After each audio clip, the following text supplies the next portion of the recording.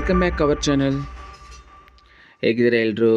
ಇವತ್ತಿನ ವಿಶೇಷವಾದ ವಿಡಿಯೋ ಸಿಹಿಗೆಣಸು ಒಬ್ಬಟ್ಟು ಅಥವಾ ಸಿಹಿಗೆಣಸು ಹೋಳಿಗೆ. ಈ ಹೋಳಿಗೆ ಆರೋಗ್ಯ ದೃಷ್ಟಿಯಿಂದಂತೂ ತುಂಬಾ ಒಳ್ಳೆಯದು. ಸ್ವೀಟ್ ಪೊಟ್ಯಾಟೊ ಹೋಳಿಗೆ ಅಂತಲೇ ಹೇಳ್ಬೋದು.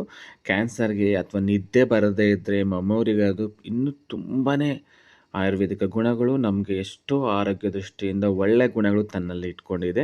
ಇದರಿಂದ ಒಬ್ಬಟ್ಟು ಮಾಡಿ ತಿನ್ನೋದ್ರಿಂದ ಅದು ಹಾಗೆ ಕೂಡ ತಿನ್ಬೋದು.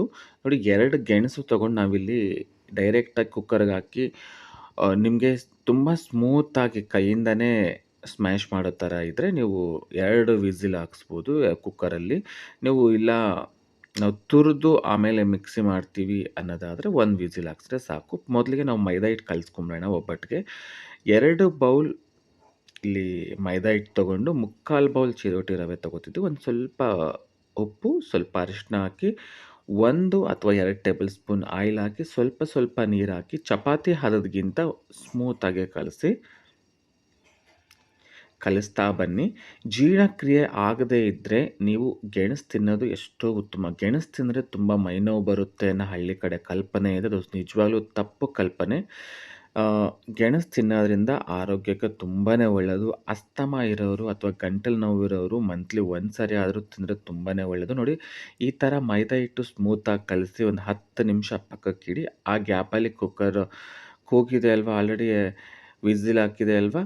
ಇವಾಗ ಗೆಣಸು ತಗೊಂಡು ಎಲ್ಲ ಸಿಪ್ಪೆ ಬಿಡಿಸೋಣ. ಈ ಥರ ನೀಟಾಗಿ ಸಿಪ್ಪೆ ಬಿಡಿಸಿ ಈ ಕಾಯಿ ತುರಿಯೋದು ತೊಗೊಂಡು ತುರಿರಿ. ಇಲ್ಲಾಂದರೆ ನೀವು 2 ವಿಸಿಲ್ ಹಾಕ್ಸಿದ್ರೆ ಡೈರೆಕ್ಟಾಗಿ ಕೈಯಿಂದ ಸ್ಮ್ಯಾಶ್ ಮಾಡಿಬೋದು.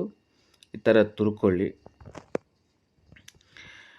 ಓಕೆ, ತುರಿಯೋದು ಮುಗಿದಿದ್ರೆ ನೀವು ಪಕ್ಕದಲ್ಲಿ ಒಂದು ಬಾಣಲೆ ಇಡಿ ಅಥವಾ ಕಡಾಯಿ ಇಡಿ, ಗ್ಯಾಸ್ ಮೇಲೆ ಲೋ ಫ್ಲೇಮಲ್ಲಿ ಇಟ್ಟು. ನಾವಿಲ್ಲಿ ಬೆಲ್ಲನ ತುರಿದು ಇಟ್ಕೊಂಡಿವಿ, ಹಾಗೆ ಕೂಡ ಹಾಕ್ಬೋದು ನೀವು, ಅಥವಾ ಸಕ್ಕರೆ ಕೂಡ ಯೂಸ್ ಮಾಡ್ಬೋದು. ನೀವು ಸ್ವೀಟ್ ಎಷ್ಟು ತಿಂತೀರಿ ಅನ್ನೋದ್ರ ಮೇಲೆ ಡಿಪೆಂಡು. ಜಾಸ್ತಿ ಬೇಕೋ ಕಡಿಮೆ ಬೇಕೋ ಅನ್ನೋದು, ಎಷ್ಟು ಬೇಕಾದ್ರೂ ಹಾಕ್ಕೋಬೋದು. ಟೇಸ್ಟ್ ಮಾಡಿ ಮತ್ತೇನು ಕೂಡ ಹಾಕ್ಕೋಬೋದು. ಇದಕ್ಕೆ ಒಂದು 2 ಟೇಬಲ್ ಸ್ಪೂನ್ ನೀರು ಹಾಕ್ತಾಯಿದ್ದೀನಿ ಬೆಲ್ಲ ಕರಗಕ್ಕೆ. ತುಂಬ ಟೇಸ್ಟ್ ಆಗುತ್ತೆ. ನಾವು ಯಾವಾಗಲೂ ಒಬ್ಬಟ್ಟು ಅಂದ ತಕ್ಷಣ ಕಾಯಿ ಒಬ್ಬಟ್ಟು ಅಥವಾ ಬೇಳೆ ಒಬ್ಬಟ್ಟೇ ಮಾಡ್ತಾ ಇರ್ತೀವಿ. ಅವು 2ನೇ ಡಿಪೆಂಡ್ ಆಗಿಬಿಟ್ಟಿದ್ದೀವಿ. ನೀವು ಹಬ್ಬ ಅಥವಾ ಹರಿದಿನಗಳಲ್ಲಿ ನೀವು ಒಂದೇ ಥರದ ಒಬ್ಬಟ್ಟು ತಿಂದು ತಿಂದು ಸುಸ್ತಾಗಿದ್ದರೆ ಈ ಥರ ಏನು ಸಿಹಿಗೆಣಸು ಒಬ್ಬಟ್ಟು ಮಾಡಿ ನೋಡಿ. ಇದು ಕುದೀತಾ ಇದೆ. ಇದಕ್ಕೆ ಒಂದು ಅರ್ಧ ಟೇಬಲ್ ಸ್ಪೂನು 2ರಿಂದ 3 ಏಲಕ್ಕಿ ಪೌಡ್ರ್ ಹಾಕಿದ್ದೀನಿ ನಾನು, ಕುಟ್ಟಿ ಪುಡಿ ಮಾಡಿ ಇಟ್ಕೊಂಡಿರೋದು. ಈ ಥರ ಕುದಿಯೋ ಕಾಲಕ್ಕೆ ನೀವು ಏನು ತುರಿದು ಇಟ್ಕೊಂಡಿದ್ದೀರೋ ಸಿಹಿಗೆಣಸು ಅದನ್ನೆಲ್ಲ ಮಿಕ್ಸ್ ಮಾಡಿ. ಇದನ್ನು ನೀಟಾಗಿ ಸ್ಮ್ಯಾಶ್ ಮಾಡ್ತಾ ಮಿಕ್ಸ್ ಮಾಡಿ. ಇದು ತಳ ಬಿಡ್ತಾ ಬರುತ್ತೆ. ಅದೇ ತಳ ಬಿಡ್ತಾ ಬಂದರೆ ನಿಮಗೆ ಹೂರ್ಣ ರೆಡಿ ಆಗಿದೆ ಅಂತ. ನಿಮ್ಗೆ ಹೂರ್ಣ ರೆಡಿ ಆಗಿದ್ದರೆ ಈ ಥರ ಕೈಗೆ ಹತ್ಕೋಬಾರ್ದು. 1 ಟೇಬಲ್ ಸ್ಪೂನ್ ತುಪ್ಪ ಕೂಡ ಹಾಕ್ತಾಯಿದ್ವಿ. ಇದಕ್ಕೆ ತುಂಬ ಟೇಸ್ಟ್ ಬರುತ್ತೆ. ಇದು ತುಂಬ ಟೇಸ್ಟ್ ಕೂಡ ಇರುತ್ತೆ. ಮಜಲ್ಸ್ ಪೇನ್ ಹೋಗುತ್ತೆ, ಬಟ್ ಮಜಲ್ಸ್ ಪೇನ್ ಬರುತ್ತೆ ಅನ್ನೋ ತಪ್ಪು ಕಲ್ಪನೆಯಲ್ಲಿದ್ದಾರೆ. ನೋಡಿ, ಈ ಥರ ಹೂರ್ಣ ಬರಬೇಕು, ಕೈಗೆ ಅಂಟ್ಕೋಬಾರ್ದು. ಇದು ಹೂರ್ಣ ರೆಡಿ ಆಗಿದೆ.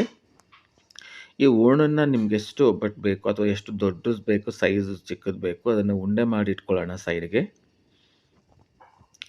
ತುಂಬ ಸಣ್ಣ ಇರೋರು ದಪ್ಪ ಆಗೋಕ್ಕೆ, ಅವರು ತೂಕ ಜಾಸ್ತಿ ಮಾಡೋಕ್ಕೆ ಈ ಗೆಣಸು ಕೂಡ ಯೂಸ್ ಮಾಡ್ತಾರೆ. ನೀವು ಒಬ್ಬಟ್ಟೇ ಮಾಡಬೇಕಂತೇನಿಲ್ಲ, ಹಾಗೇ ಸಕ್ಕರೆ ಅಥವಾ ಬೆಲ್ಲ ಹಚ್ಕೊಂಡು ತಿನ್ಬೋದು. ಬಟ್ ಇದು ತುಂಬ ಟೇಸ್ಟ್ ಇರುತ್ತೆ, ವೆರೈಟಿಯಾಗಿ ತಿನ್ನಬೇಕಲ್ವ. ನೋಡಿ, ಮೈದಾ ಹಿಟ್ಟು ಎಷ್ಟು ಸ್ಮೂತಾಗಿ ಆಗಿದೆ ಅಂದರೆ, ಇಷ್ಟು ಸ್ಮೂತಾಗಿ ಬರಬೇಕು, ಎಳೆದ್ರೆ ಕಟ್ಟಾಗಬಾರ್ದು ಒಬ್ಬಟ್ಟು.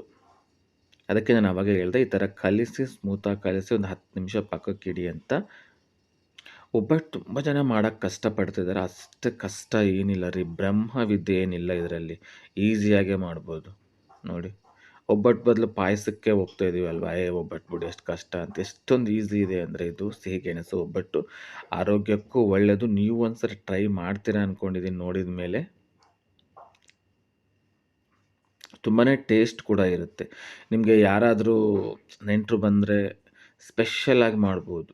ಯಾಕಂದರೆ ತುಂಬ ಜನ ಮಾಡಲ್ಲ. ಬೇಳೆ ಒಬ್ಬಟ್ಟು ಅಥವಾ ಕಾಯಿ ಒಬ್ಬಟ್ಟು, ಅದಕ್ಕೆ ಫುಲ್ಲು ಡಿಪೆಂಡ್ ಆಗ್ಬಿಟ್ಟಿದ್ದೀವಿ ನಾವು.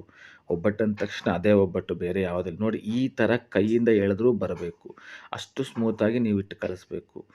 ಮೈದಾ ಹಿಟ್ಟು ತುಂಬ ಜಾಸ್ತಿ ತೊಗೋಬೇಡಿ, ತಿನ್ನೋರಿಗೆ ತುಂಬ ಇರಿಟೇಟ್ ಆಗುತ್ತೆ. ಅದು ಸುತ್ತ ಬಾರ್ಡ್ರಲ್ಲಿ ಮೈದಾ ಹಿಟ್ಟಿದ್ರೆ ಅಥವಾ ಮೇಲೇನೂ ತುಂಬ ಕಣಕ ಅಥವಾ ಮೈದಾ ಹಿಟ್ಟಿದ್ರೆ ಈ ಥರ ಬೇಯಿಸ್ಕೊಂಡ್ರೆ ಸೂಪರಾಗಿ ಬರುತ್ತೆ. ನೋಡಿ, ಈ ಥರ ಇನ್ನೊಂದು ಕೂಡ ಮಾಡ್ಕೊಂಬಿಡೋಣ ನಾವು. ನಿಮ್ಮ ಹತ್ರ ಎಷ್ಟಿಷ್ಟಿದೆ ಅಷ್ಟಿಟ್ಟಲ್ಲಿ ಇದೇ ಥರ ಮಾಡ್ಕೊಳ್ಳಿ. ಸ್ಮೂತಾಗೇ ಇದೆ. ಆ್ಯಕ್ಚುಲಿ ಕ್ಯಾನ್ಸರ್ ಬರೋ ಮೂಮೆಂಟ್ ಇರೋರಿಗೆ ಬಂದಿರೋರಿಗೆ ತಿನ್ನೋಕ್ಕೆ ಹೇಳ್ತಾರೆ. ಹೈ ಸೈಟ್ ಇರೋರಿಗೂ ಅಷ್ಟೇ ತಿಂತಾ ಇರ್ತಾರೆ. ತುಂಬ ಹೈ ಫೈಬರ್ ಕೂಡ ಇದು. ಅವಾಗವಾಗ ಯೂಸ್ ಮಾಡಿ. ಅದು ಸೀಸನಲ್ ರೇಟ್ ಕಡಿಮೆ ಇದ್ದ ನಾವು ಆರಾಮ್ಸೆ ಯೂಸ್ ಮಾಡ್ಬೋದು. ನೋಡಿ ಈ ಥರ ಬೇಯಿಸ್ಕೊಂಡ್ರೆ ಮುಗ್ದೋಯ್ತು. ತುಂಬಾ ಈಸಿಯಾಗಿ ಹೆಲ್ದಿಯಾಗಿ ಇರೋ ಒಬ್ಬಟ್ಟು ರೆಡಿ ಆಯಿತು. ಈ ಥರ ಸರ್ವ್ ಮಾಡಿಕೊಂಡ್ರೆ ತುಂಬ ಟೇಸ್ಟ್ ಆಗಿರೋ ಒಬ್ಬಟ್ಟು ಸವಿಯೋಕ್ಕೆ ರೆಡಿ. ನಿಮಗೆ ಈ ವಿಡಿಯೋ ಇಷ್ಟ ಆಗಿದೆ ಅಂದ್ಕೊಂಡಿದ್ದೀನಿ. ಇದೇ ಥರ ನಮ್ಮ ಚಾನಲ್ ಫಾಲೋ ಮಾಡ್ತಾಯಿರಿ. ಸಬ್ಸ್ಕ್ರೈಬ್ ಮಾಡಿ, ಶೇರ್ ಮಾಡಿ, ಕಮೆಂಟ್ಸ್ ಮಾಡಿ. Thank you for watching. Bye.